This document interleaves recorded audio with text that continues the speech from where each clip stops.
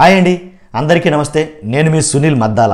కళ్యాణ్ దిలీప్ సుంకర ఎవరైతే ఉన్నారో ఈ కళ్యాణ్ దిలీప్ సుంకర వీడియోలు చేస్తుంటారండి. ఏంటంటే లోకల్ లైబ్రరీ సంథింగ్ ఏదో ఛానల్ ఉంది, ఆ ఛానల్ నుంచి వీడియోలు చేస్తుంటారు.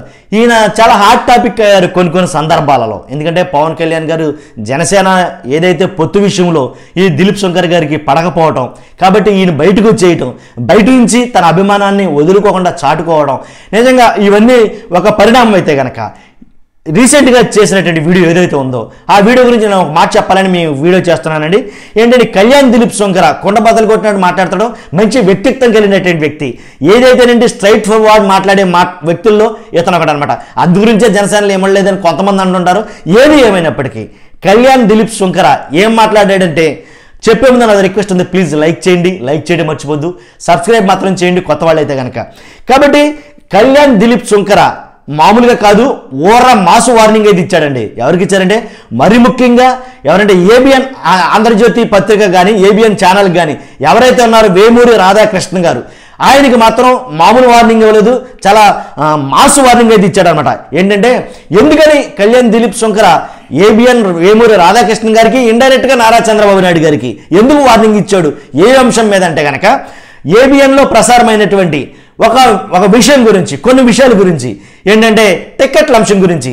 అసలు జనసేన టీడీపీ టిక్కెట్ల విషయం ఎక్కడ బయట లీక్ కావాలా, కానీ అత్యుత్సాహం ప్రదర్శించి వేమూరి రాధాకృష్ణ అత్యుత్సాహం ప్రదర్శించి ఆల్రెడీ కొన్ని టిక్కెట్లు అనౌన్స్ చేయడం జరిగింది. దాని గురించి తర్వాత జనసేన గురించి కొంచెం తక్కువగా మాట్లాడటం, అంటే ప్రతిసారి ఆ రకంగా ఆ వేలో మాట్లాడటం వల్ల కళ్యాణ్ దిలీప్ సుంకర్కి ఎక్కడికో కాలింది. కాబట్టి కాలినప్పుడు వెంటనే తెగేసి చెప్పి వ్యక్తుల్లో ఇతను ఒకడనమాట.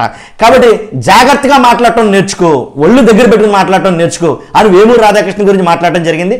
ఇండైరెక్ట్గా చంద్రబాబు నాయుడు కూడా ఏకీపారేసినట్టే నన్ను అడిగితే కనుక ఆయన్ని కూడా.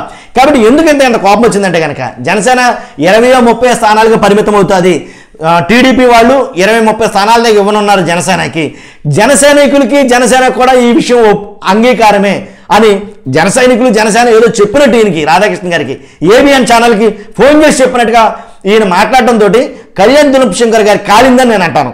కాబట్టి రాధాకృష్ణ గారు మాట్లాడిన మాటల్లో చాలా మాటలు కొంచెం వ్యంగ్యంగా ఎటకారంగా మాట్లాడటం జరిగింది అని ఈయన తీసుకోవడం జరిగింది. అందుగురించి అనుకుంటా నువ్వంటే ఎందుకు నాకు అసలు ఇష్టం ఉండదు, రాధాకృష్ణ అంటే నాకు చాలా సిరాకు అసహ్యం అన్నట్టుగా అసలు మామూలు కాదు, ముఖం అదురా పెట్టుకుని మాట్లాడాడు కళ్యాణ్ దిలీప్ సుంకర్ గారు.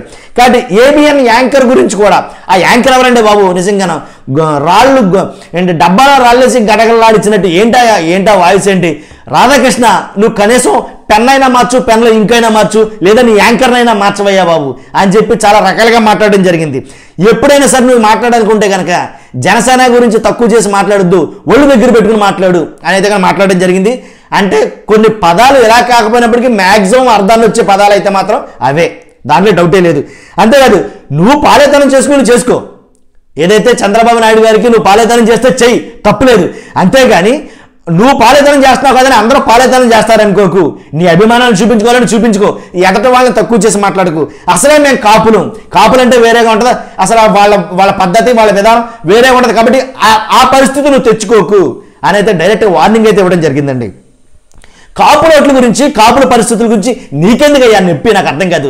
రాధాకృష్ణ ఎందుకయ్యా బాబు నీకు అంత నొప్పి, కాపులను కలక్కు అంటే అసలే మరి వాళ్ళు వేరే రకంగా రియాక్ట్ అవుతారు అనేది కనుక చెప్పడం జరిగింది.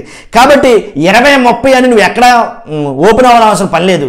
ఎంత అనేది వాళ్ళు చూసుకుంటారు. చంద్రబాబు నాయుడు గారు బాగా అన్నారు, పవన్ కళ్యాణ్ గారు బాగా, నీకెందుకు అంత ఉత్సాహం, నువ్వు ఆపుకోలేకపోతున్నావు ఏంటి అనేది కనుక ఈ రకంగా మన మామూలు కాదు, చాలా వైల్డ్గా అయితే రియాక్ట్ అయ్యాడండి కళ్యాణ్ దిలీప్ సుంకర్ గారు. ఏ విషయంలో అయినా సరే నిజంగా కాదు, కొన్ని విషయాల్లో చాలా స్ట్రైట్ ఫార్వర్డ్గా ఉండే వ్యక్తిత్వం. కాబట్టి అందు గురించి అలా రియాక్ట్ అయ్యాడేమో అని నాకు అనిపించింది అనమాట. ఏదేమైనప్పటికీ అతను మాట్లాడిన మాటలో వాస్తవం ఉంది, నా అభిప్రాయం చెప్తున్నాను మీకు. ఏంటంటే కనుక ఎందుకు వాళ్ళు ప్రకటిస్తారు కదా, ప్రకటించేదాకా నువ్వు ఆపుకోలేకపోతున్నావా, ఎందుకు అనవసరంగా లేనిపోని మనస్పర్ధలో ఆ పార్టీలో క్రియేట్ చేయడం కోసం, లేదా ఒకళ్ళు తక్కువ చేసి మాట్లాడడం, ఒకళ్ళు ఎక్కువ చేసి మాట్లాడడం, తర్వాత ఒకవేళ టీడీపీ జనసేన ఓడిపోతే నువ్వేం రాస్తావో కూడా దిలీప్ సుంకర్ గారు మాట్లాడటం జరిగింది.